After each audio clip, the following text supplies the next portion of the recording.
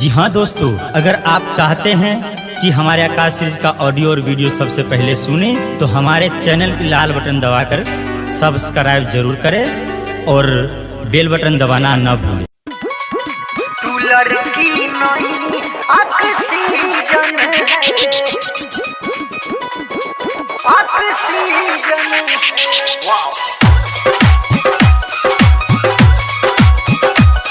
तू लड़की नहीं ऑक्सीजन मिठू राजा।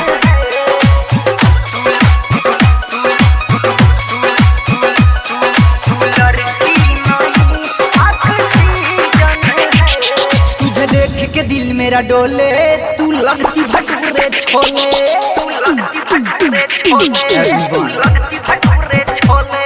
तुझे देख के दिल मेरा डोले, तू लगती भटूरे छोले, तुझे देख के दिल मेरा डोले, तू लगती भटूरे छोले। तेरी ओठ खाई ना चोट, तेरी ओठ खाई ना चोट, तुझे प्यार करने का यही रीजन है। तू लड़की नहीं ऑक्सीजन है, तू लड़की नहीं ऑक्सीजन है। तू लड़की नहीं ऑक्सीजन है, तू लड़की नहीं ऑक्सीजन है। तू लड़की नहीं ऑक्सीजन है। पढ़ती हो कॉलेज में, रखती हो नॉलेज में, कम सीन कुड़ी तू लगती है 16-17 की एज में। हाय क्या चाल है, हाय क्या बाल है, आगे से तू इंडियन, आगे से तू इंडियन, पीछे से अफ्रीकन है।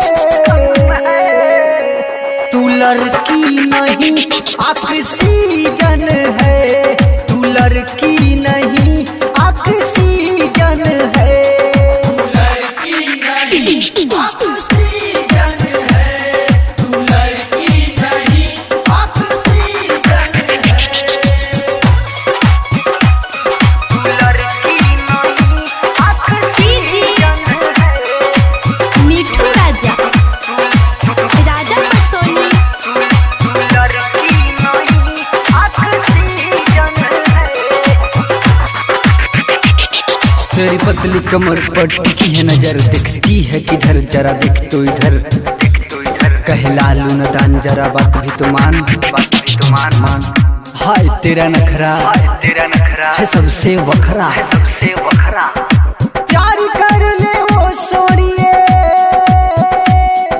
प्यार कर ले वो सोनिए, प्यार वाला सीजन है।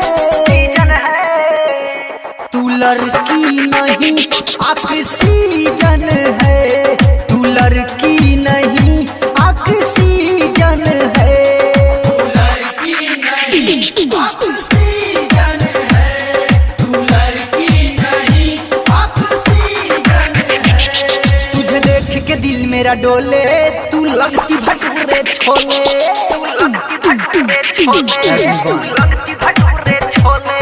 तुझे देख के दिल मेरा डोले, तू लगती भटूरे छोले, तुझे देख के दिल मेरा डोले, तू लगती भटूरे छोले।